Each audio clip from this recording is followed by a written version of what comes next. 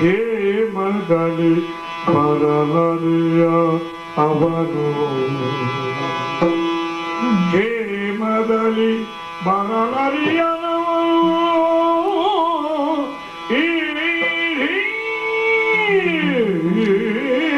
ಮೇಯಲಿ ಮಿಕ್ಕವರ ಗಾಳೆನು ಮಿಕ್ಕವರ ಗಾಳೆನು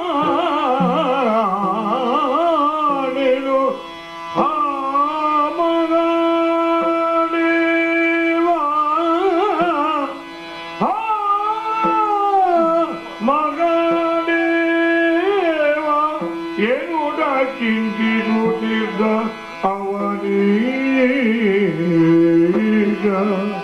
ಕಾಮಪಿತ ಬಲ್ಲ ಬಲರಾಮ ಬಲ್ಲ ಪಾಠ ತಿಳಿವನು ಸುರಪತಿಯ ಮೊಮ್ಮನು ಬಲ್ಲ ಹೋಗಲಿಗೆ ಬರಲರಿಯನವನು ಸೀಮೆಯಲ್ಲಿ ಮಿಕ್ಕವರ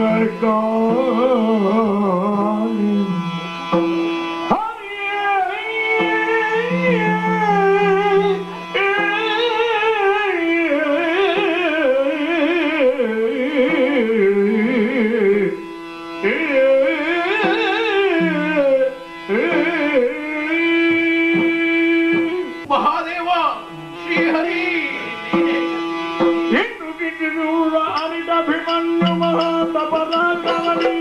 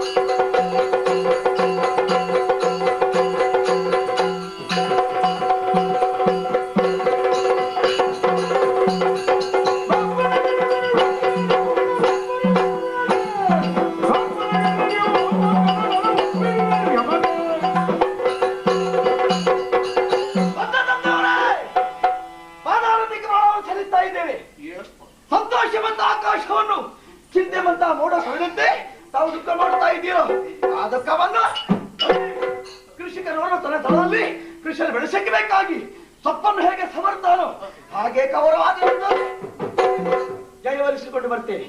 ಸಾಧ್ಯವೇ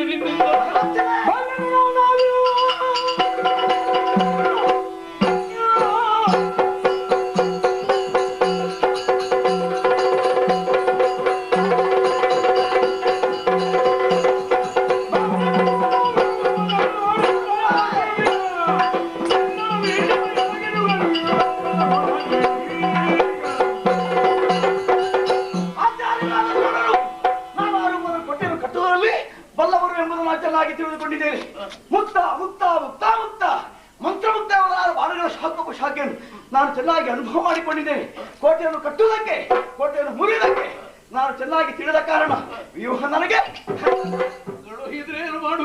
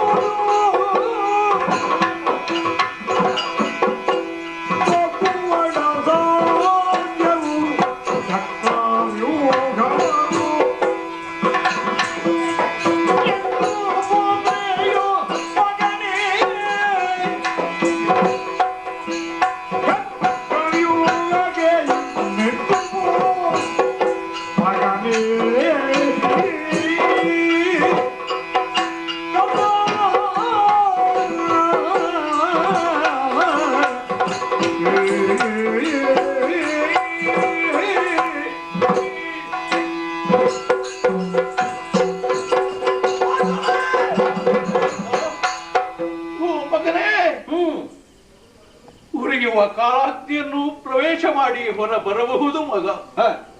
ಕಾಳವನಗನ ಹೆಡೆಬಿಟ್ಟಿ ಕುಣಿದಾಡಬಹುದು. ಮೃತ್ಯುವಿನ ಬಾಯಿಯನ್ನು ಹೊಕ್ಕು ಹೊರಬರಬಹುದು ಮಗ. ಆದರೆ ಗುರು ದ್ರೋಣಾಚಾರ್ಯರಿಂದ ನಿರ್ಮಿತವಾದಂತ ಸೂಚಿ ವ್ಯೂಹ, ಮಕರ ವ್ಯೂಹ, ಪದ್ಮವ್ಯೂಹದಿಂದ ಕೂಡಿದ ಆ ಶಕಟ ವ್ಯೂಹವನ್ನು ಭೇದಿಸುವುದ ಸಾಧ್ಯ.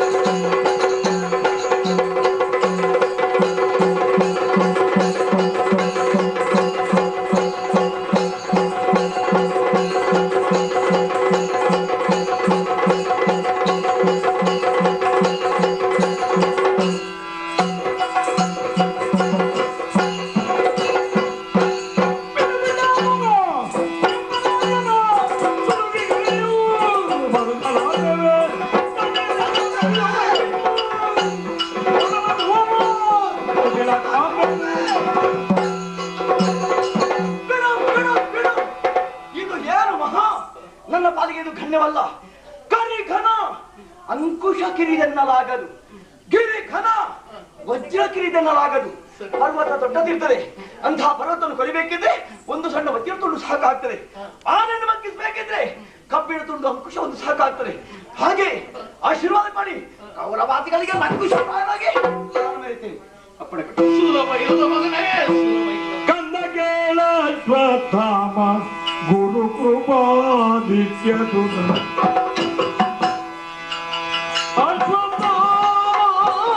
ಗುರು ಕೃಪಾದಿತ್ಯದು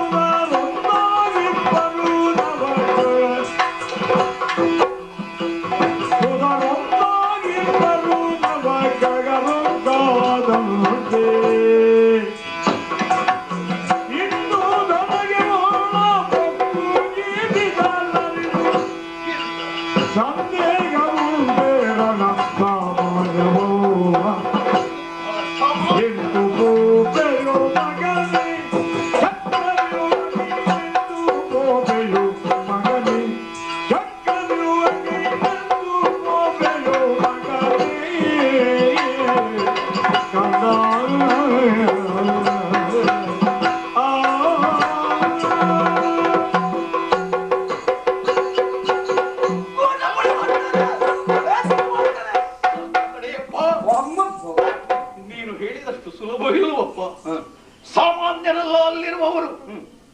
ಗುರು ನಂದನರಾದಂತಹ ಅಶ್ವತ್ಥಾಮಾಚಾರ್ಯರು, ಆಚಾರ್ಯ ದ್ರೋಣರು, ಅವರ ಭಾವಯ್ಯನಾದ ಕೃಪಾಚಾರ್ಯರು, ಸಮರದಲ್ಲಿ ಯಮನಂತೆ ಸೂರ್ಯ ಸಂಜಾತನಂತೆ ಮೆರೆದಾಡುವಂಥ ಕಲಿಯಾದಂತಹ ಕರ್ಣ, ಶಕುನಿ, ಜಯದ್ರುಥರೇ ಮೊದಲಾದವರೆಲ್ಲ ಅಲ್ಲಿ ಅತಿರಥ ಮಹಾರಥರಾಗಿ ಮೆರೆದಾಡುವಾಗ ನೀನು ಹೋದರೆ ಸುಲಭದಿಂದ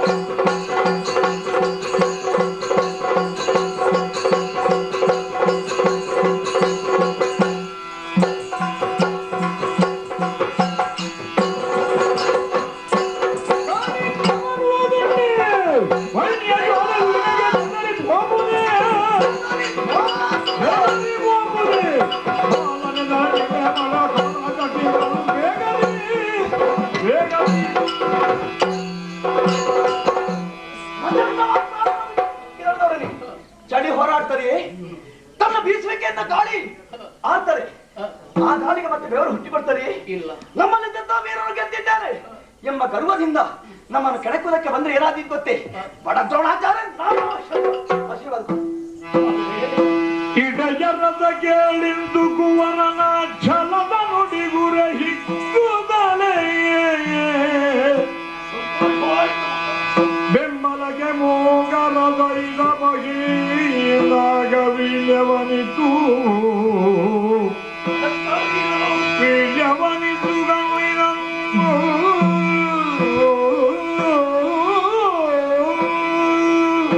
ವೀರವಾಣಿಯಿಂದ ಸಮಾಧಾನ, ಜೊತೆಯಲ್ಲಿ ಸಂತೋಷವೂ ಆಗುತ್ತಾ ಇದೆ ಮಗ. ನಿನ್ನ ಹಿಂಬದಿಯಿಂದ ಬೇಕಾದಂತಹ ಸೇನಾ ಸಮೂಹ ಜೊತೆಯಲ್ಲಿ ನಾನು ಕೂಡ ಬರುವವನಿದ್ದೇನೆ. ಶ್ರೀಹರಿಯನ್ನೇ ನೆನೆದು ಇದೋ ಹೊಂಬರಿವಾಣದಲ್ಲಿ ಧುರ ವೀರ್ಯವನ್ನು ಕೊಡ್ತಾ ಇದ್ದೇನೆ. ಜಯಶಾಲಿಯಾಗಿ ಬಾ.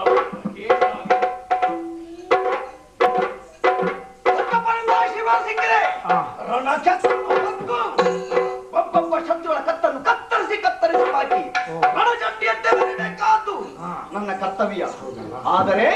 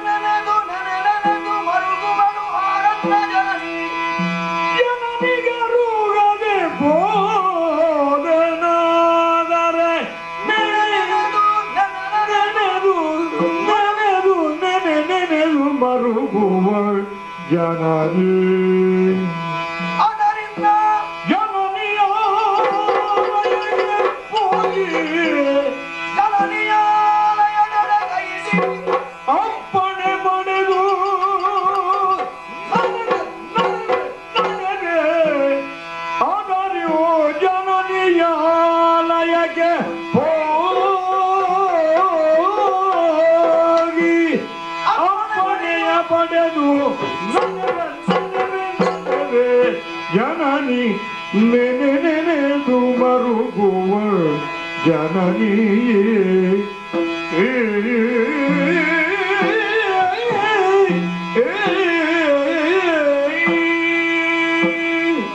ನಾನು ಕ್ಷತ್ರಿಯ ಕುಮಾರ ಒಳಗೆ ಬಂದೆ.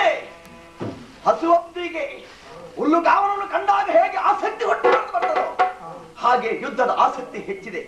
ರಣಚಂಡಿಯಂತೆ ಬರೆದಕ್ಕೆ ಬೇಕಾಗಿ ಹೊರಟು ನಿಂತಾಗ ಪಕ್ಕ ನೆನಪಾದೂರ ನಮ್ಮ ಸುಭದ್ರ. ಆ ನಮ್ಮನ ಆಶೀರ್ವಾದ ನನಗೆ ಬೇಕೇ ಬೇಕು. ಲೋಕದಲ್ಲಿ ತಾಯಿಗೆ ಮಿಗಿಲಾದ ದೇವರಿಲ್ಲ, ಪ್ರೀತಿಗೆ ಮಿಗಿಲಾದ ಭೂತವಿಲ್ಲ. ಇದು ಬಲ್ಲವರಾಡಿದಂತ ಒಂದು ಮಾತು. ಒರೊಬ್ಬ ಹುಮ್ಮಸ್ಸಿದ್ದ ನೇರವಾಗಿ ನಕ್ಷತ್ರ ಹೊಕ್ಕು ಯುದ್ಧವನ್ನೇ ನಾನು ಮಾಡುತ್ತಾ ಹೋದಾಗ ನನ್ನಮ್ಮ ಗ್ರಹಿಸ್ತಾರೆ. ನನ್ನಲ್ಲಿ ಒಂದು ಮಾತು ಅಭಿಮನ್ಯು ಆಡ್ಲಿಲ್ವಲ್ಲ, ನೇರವಾಗಿ ನಕ್ಷತ್ರಕ್ಕೆ ಹೋಗಿಬಿಟ್ಟನಲ್ಲ. ಹೀಗೆ ಪಶ್ಚಾತ್ತಾಪ ಪಟ್ಟುಕೊಂಡ್ರೆ ಅದು ನನ್ನ ಪಾಲಿಗೆ ಸೋಲಾಗಿ ಪರಿಣಾಮ ಕೊಡುತ್ತದೆ. ಅದಕ್ಕೆ ನಾನು ಯಾವ ಕಾಲಕ್ಕೆ ಅವಕಾಶ ಕೊಡಬಾರದು.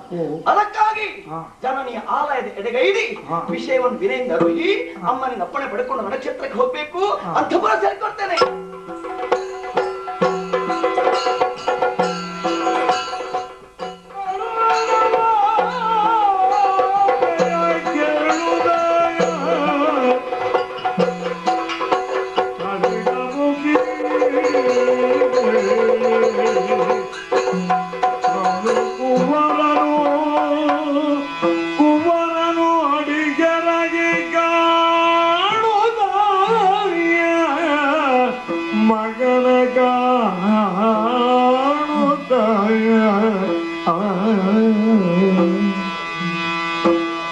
ಗಮನ ಬಾಣ ಸುಜೀಲ ಎತ್ತ ಗಮನ ಬಾಣ ಸುಜೀಲ ಎತ್ತ ಗಮನ ಬಾಣ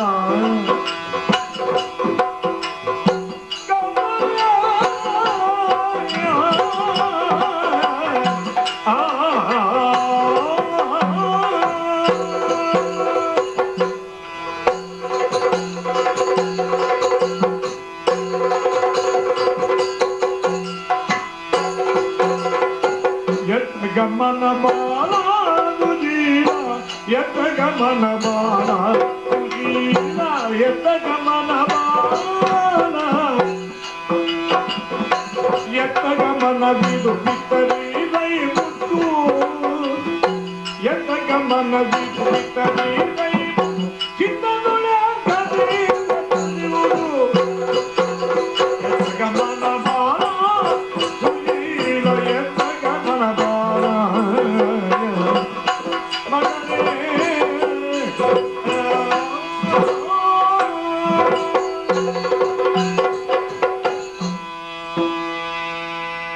ಮಗನೇ ಅಭಿಮನ್ಯು, ಅಮ್ಮ. ಪ್ರಾಯ ಪ್ರಬುದ್ಧ ನೀನು, ಹ. ಮದುವೆಯಾದವನು. ಹ್ಮ್.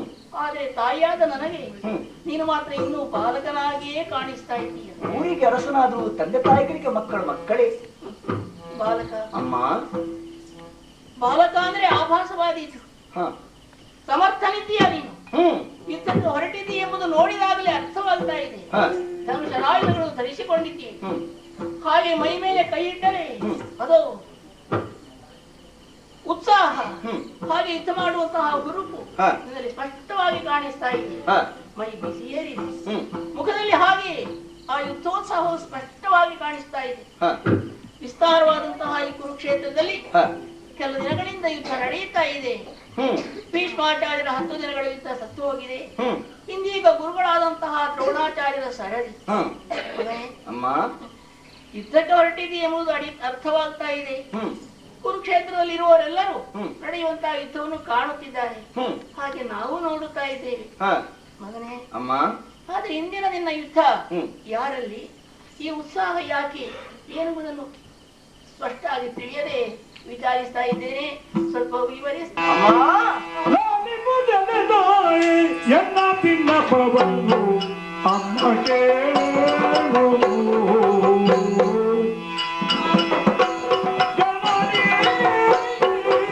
ಕೇಳು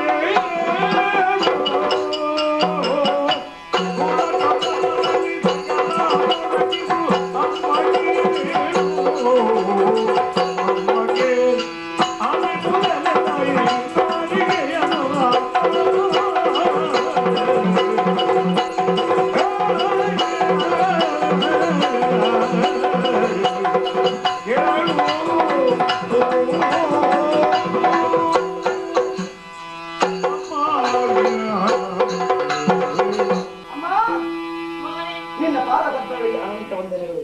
ಹೇಳಪ್ಪ. ಇದಾ ನಿನ್ನ ಪಾದಕ್ಕೆ ತಲೆಯನ್ನು ಚಾಚಿದ್ದೇನೆ. ನಾನು ಎಲ್ಲಿಗೆ ಹೊರಟಂತ ಅರ್ಥವಾಗಲಿಲ್ಲ ಸರಿಯಾಗಿ. ಯುದ್ಧಕ್ಕೆ ಎಂಬುದು ನಿನ್ನ ಉತ್ಸಾಹದಿಂದ ಅರ್ಥವಾಗ್ತಾ ಇದೆ. ಯುದ್ಧಕ್ಕೆ ಅಕ್ಷರಾಯುಧಗಳು ಕೈಯಲ್ಲಿ ಶೋಭಿಸ್ತಾ ಇದೆ. ಹೌದು. ಮತ್ತೆ ನಾನು ವಿವರಿಸಬೇಕಾದಿಲ್ಲ. ಅಮ್ಮ. ಆದ್ರೆ ಯಾರಲ್ಲಿ ಯುದ್ಧ, ಏನು ವಿಶೇಷ ಅಂತ ಕೇಳ್ತಾ ಇದ್ದೀನಿ. ಎಲ್ಲವನ್ನೂ ನೀನು ಸಂಗ್ರಹ ಮಾಡಿಕೊಂಡಿದ್ಯಲ್ಲ. ಇವತ್ತಿನ ಕಾಳಗ ದ್ರೋಣಾಚಾರ್ಯರ ಸಲ್ಲಿದೆ. ಆ ದ್ರೋಣಾಚಾರ್ಯ ಮೂಲಕವಾಗಿ ನಡೆದಿರುವಂತಹ ಈ ಕಾಳಗದಲ್ಲಿ ಆಚಾರ್ಯ ದ್ರೋಣರು ಏನು ಮಾಡಿದ್ದಾರೆ ಗೊತ್ತೇ?